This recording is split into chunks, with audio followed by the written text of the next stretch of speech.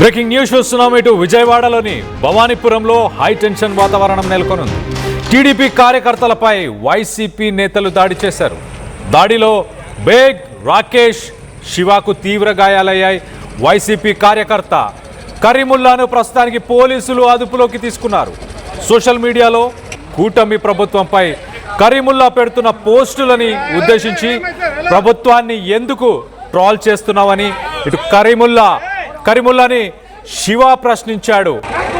నా ఇష్టం, నువ్వు ఎవరు నాకు చెప్పడానికి అంటూ కరీముల్లా దాడి చేశాడు. మొత్తం మీద రాడ్డుతో టీడీపీ కార్యకర్తలను విచక్షణారహితంగా కరీముల్లా కొట్టడం జరిగింది.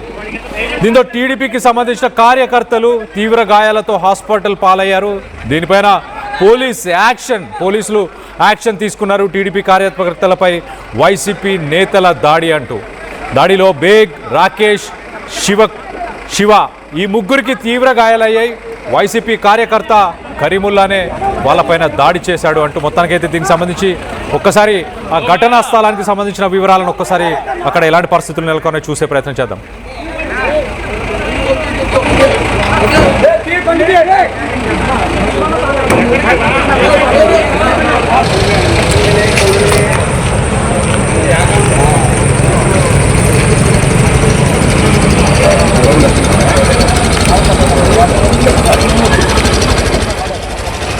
రైట్, ఆ ఫొటోస్లో మనం చూడొచ్చు. ఇటు పోలీస్ స్టేషన్ చేరుకున్న తర్వాత ఆ వ్యక్తులు, గాయపడ్డ వ్యక్తులు శివ, బేగ్, రాకేష్, టీడీపీకి సంబంధించిన నాయకులు వీళ్ళంతా. వీరిని వైసీపీకి సంబంధించిన కార్యకర్త కరీముల్లా వీళ్ళపైన దాడి చేశాడు. దాడి చేసిన తర్వాత వాళ్ళ పరిస్థితి చూడండి. వాళ్ళ చొక్కాలు చినిగిపోయాయి. వాళ్ళ చొక్కాలపైన నెత్తుటి మరకలు ఉండడం, అలాగే వాళ్ళ పరిస్థితులు మనం చూడొచ్చు. సో మొత్తం మీద కూటమి ప్రభుత్వానికి వ్యతిరేకంగా వీళ్ళు పోస్టులు ఎందుకు పెడుతున్నామని ప్రశ్నించడంతో ఈ గొడవ జరిగినట్టు తెలుస్తుంది. దీనికి సంబంధించి డీటెయిల్గా మాట్లాడుకునే ప్రయత్నం చేద్దాం. దీనికి సంబంధించి లేటెస్ట్ అప్డేట్ తీసుకునే ప్రయత్నం చేద్దాం.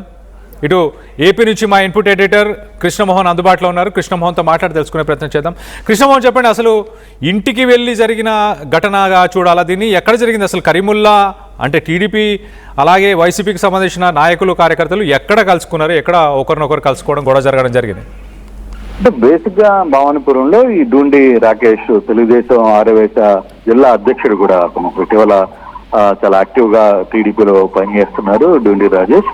అలాగే వైసీపీకి సంబంధించిన కరీముల్లా వర్గం వీళ్ళందరూ అనుకోకుండా ఒక ఇష్యూ సంబంధించి మాట పెరిగింది. అంటే పాత వ్యవహారాలు, ఎలక్షన్ టైంలో జరిగిన వ్యవహారాల వల్లే ఈ సమస్య, ఈ గొడవ జరిగినట్టుగా కొంత సమాచారం ఉంది. అయితే కరీముల్లా మనుషులు దాడులకి పాల్పడడం, తర్వాత డూండి రాకేష్ వర్గం కూడా కొంత అటాక్ కి అడ్డుకోవడం, ఇద్దరి మధ్య కొంత ఘర్షణ అయితే జరిగింది. తర్వాత డూండి రాకేష్ కి, తర్వాత పక్కనున్న శివాకి, వీళ్ళిద్దరికి మంచి దెబ్బలు తగిలే.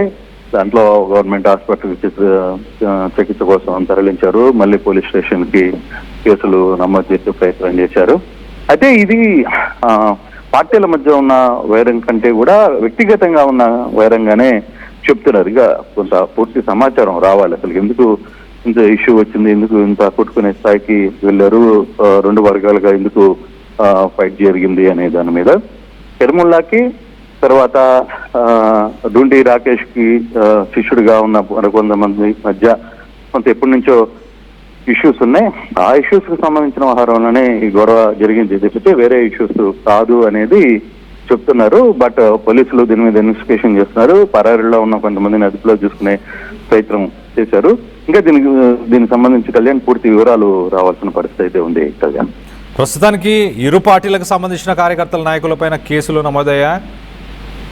ఈ రెండు పార్టీలకు సంబంధించిన వ్యక్తులు ఒకరి మీద ఒకరు కంప్లైంట్లు ఇచ్చుకున్నారు. కేసు అయితే ఇంకా ముందు కంప్లైంట్లు అయితే ఇచ్చుకున్నారు. ముందు వాళ్ళని పిలిపించి ఎవరిది తప్పు ఏంటి, ఎందుకు జరిగింది వ్యవహారం పూర్తిగా తెలుసుకున్న తర్వాతనే కొంత ఇష్యూ ముందుకెళ్లే పరిస్థితి. ఇప్పటికే కొంతమందిని పిలిచి మాట్లాడుతున్నారు భవానీపురం పోలీసులు. ఫర్దర్ గా ఏం జరుగుతుందని చూడాలి.